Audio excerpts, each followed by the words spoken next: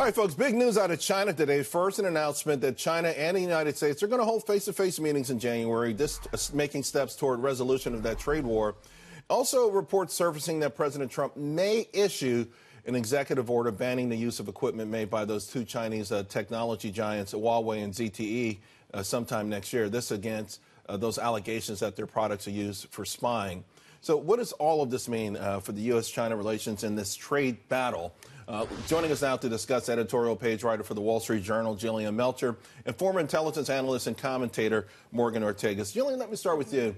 The market seemed more focused on the potential executive order than not just this face-to-face meeting, but also reports that China is going to lower tariffs dramatically on 700 items at the beginning of the year, almost another 100 specifically in July on intellectual property. It feels like they're inching closer and closer and closer. Well, I think de-escalation is really important. What we're certainly seeing right now is that there are no winners in a trade fight. There are a lot of losers.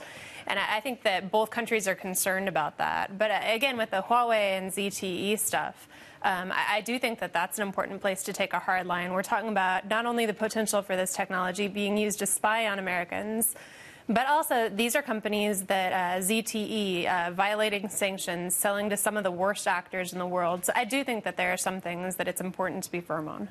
Morgan? Well, I've been coming on your show for years with Jillian, and I think this is going to be the first time we disagree. So even though I love her in the Journal, listen, I come at this, I understand the economic argument, and I certainly buy into that.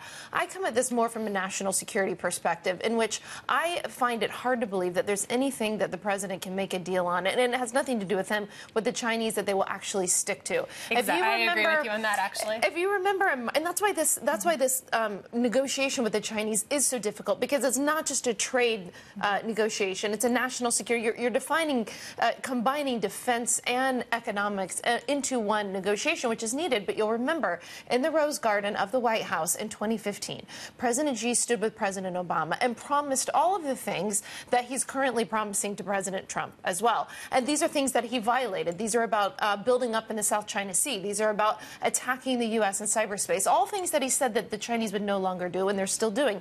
Now, big difference. This president will clearly hold them accountable in a way in which the Chinese have never been held accountable by any other president.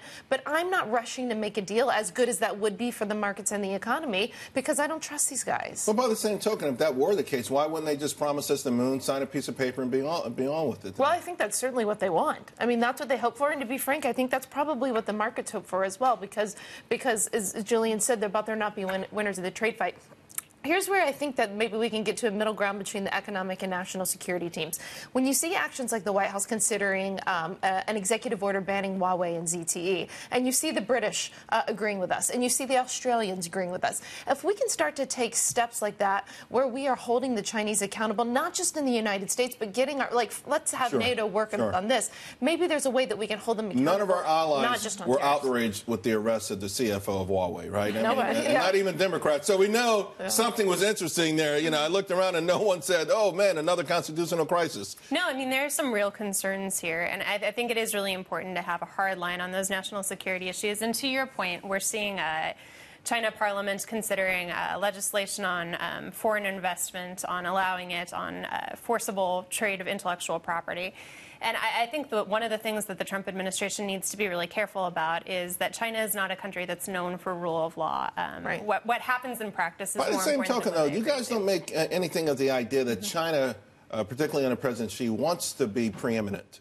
And they understand that certain things come with that, right? There's a certain kind of, you have to be known for rule of law. If you ultimately want your currency to be the world's reserve currency, you have to be able to do these things. I think they have to grapple with these things. Also, the composition of their own economy, Jillian, where they want it to be domestically led.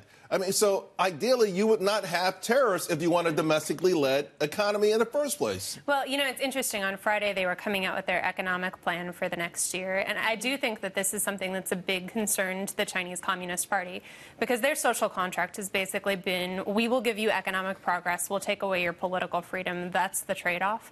So anything that threatens that economic bottom line threatens the party control on power. And I think that's part of what we're seeing behind the scenes as an incentive. And they're on the verge of missing their second 5-year economic plan in a row. So, you know, the Made in China 2025 sounds great.